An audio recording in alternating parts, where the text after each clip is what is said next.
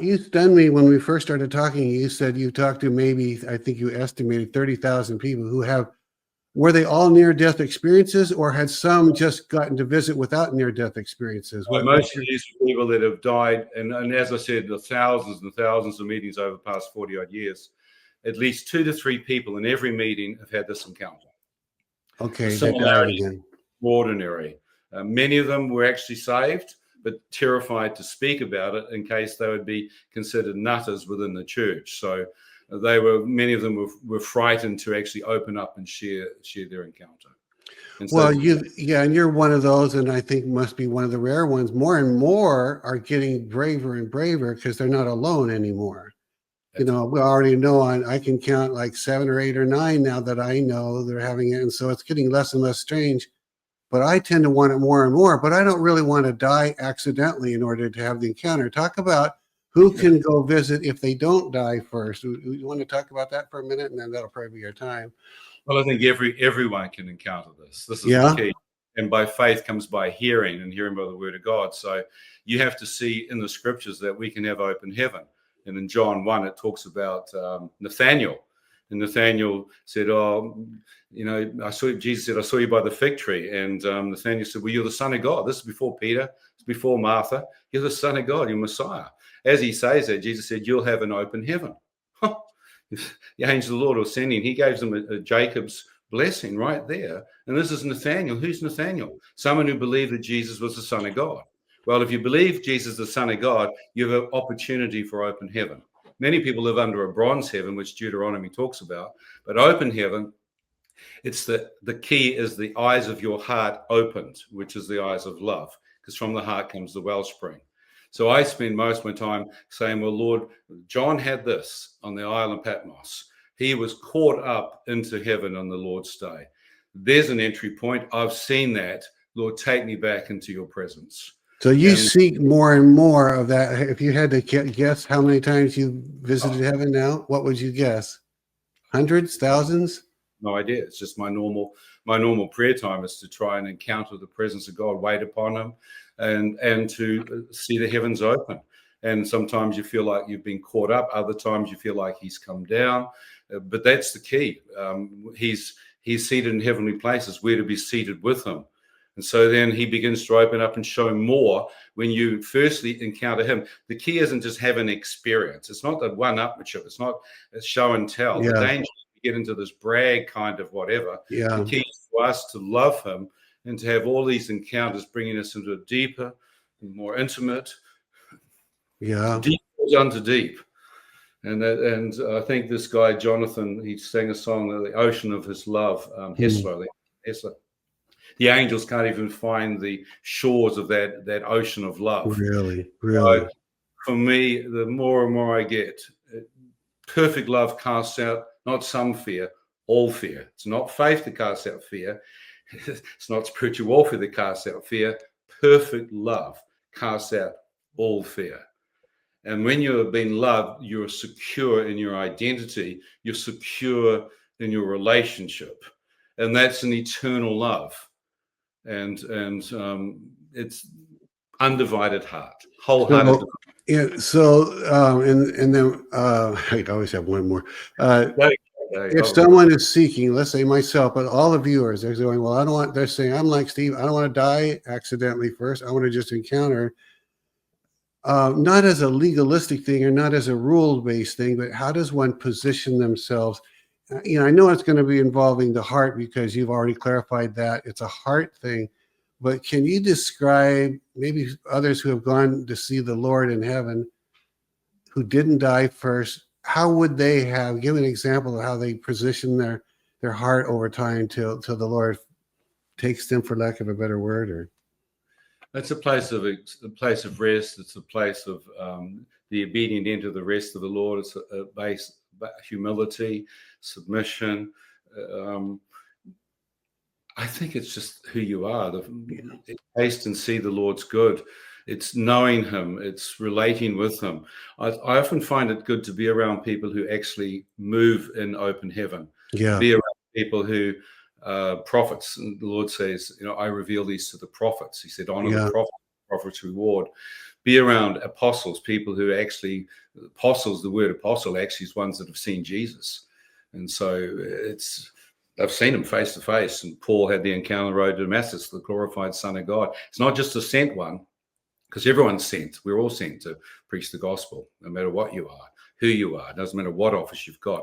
But the apostles and prophets definitely seem to have much more encounter. Yeah.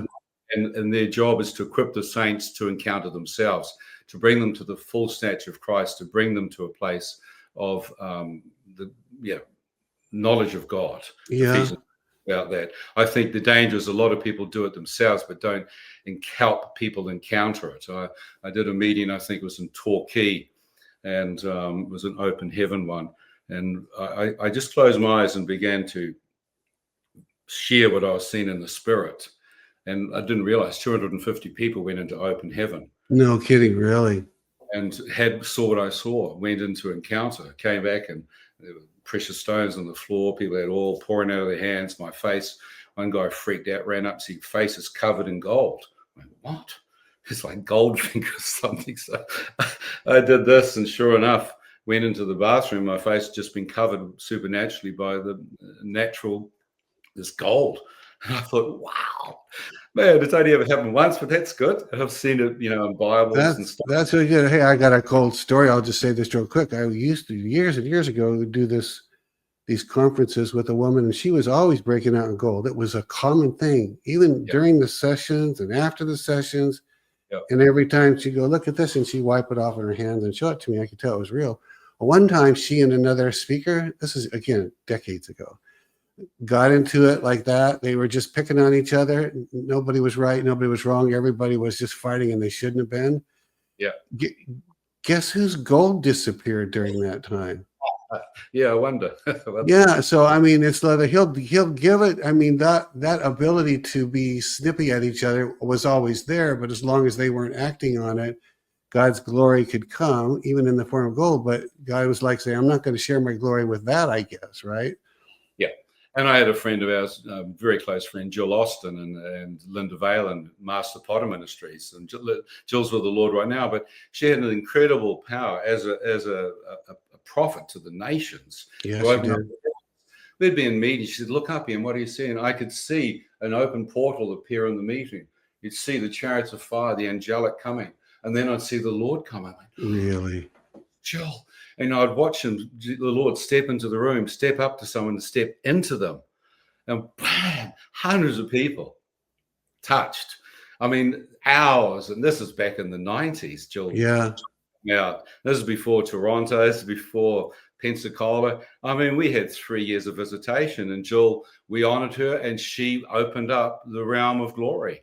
And she was so good because she had been from the vineyard background with King Gullick's original vineyard and Lani. She was teaching people how to move. She wasn't just doing it. She really did. I mean, we came into the vineyard back in 80, could have been 84. Yeah. And I was a hard case, Ian, because I remember this. I wasn't hard because I was trying to be hard because I was just super left brain, super hardcore religion in me, how I'd been raised. And this guy's praying for me in the vineyard one of those early days. And I said, I want the Spirit. I was always this guy that you're looking at. I wanted more. But it was, he said, well, do this, raise your hand. Well, I probably hardly ever raised my hand before. And so I raised him, and he said, oh, and he started praying this thing. And he says, you feel anything? And I go, no. He goes, okay, it's coming. I feel it myself. And he kept praying and praying. He goes, Steve, you don't feel anything? I said, I don't feel a thing. And he goes, all right, well, we'll just keep praying about it. And he finally let me go. I took my hands down because I'd been obediently doing this. And I was in severe pain because I'd held them up so long, and I was so frustrated. But I remember even in the car on the way down to get something to eat, I said to my wife, I'm not quitting. I don't care what it takes, but I'm not quitting. So my life is that way. I'll pursue it no matter the pain, but I must be a slow left brain family, I think. So well, listen. Ken and Beth Fish. I mean, we stayed with Ken, and I mean, he was amazing. I mean, and the Baldwins. These folks had just opened up in those original kinship groups. I mean, there was phenomenal glory and power. Yeah, there was. And I went, I am home. I'm home, Lord. please. And Jill used to have parties in her home in Kansas City when we stayed with her. Open heaven. One day there was like a river of gold coming out of heaven, and we all just went up into this. And here was a procession of angels with swords on fire, the Lord walking between. Next minute, the river and pools of living waters, and the Lord said, dive in. And I said, what? And he said, now open your mouth and breathe. I said, well, I'm not a fish. And I was breathing and in this water, and it was living water. He said, out of your innermost being will come rivers of living water. He said, Ian, don't just get the trickle, get filled up. And that's why there's a river of life flowing from my throne. Encourage people to come without cost. So he had to exhort you to, what would you try harder is probably not the right word, but he exhorts you to what? Get into it more, or how? I think rest. So many people are striving. It's more you shutting up and letting him come. There's so much of us. We're so busy yakking away and speaking in tongues and binding this. Just take a chill pill. Yeah, rest. And let the Lord wash your feet. Let the Lord, you can do nothing apart from let him overwhelm you, cleanse you, fix you. And then we love because he first loved us. That's what struck me, is that all I had to do is receive his radiance, his infilling, his glory, his presence. Then out of that would come an overflow. And that's where many of us have got divided hearts. Many of us are broken vessels, and many of us need desperately the master potter to heal our cracked vessels and to put his healing balm, the balm of Gilead, in there. He needs to hold us. He heals broken hearts. And I find the more he heals broken hearts, the deeper the intimacy. The heart of hearts connects with the King of Glory. And the El Shaddai, the manifest presence of God, can only but overflow through you. Not as a funnel, but overflowing because you're filled with this manifest presence. It's really, really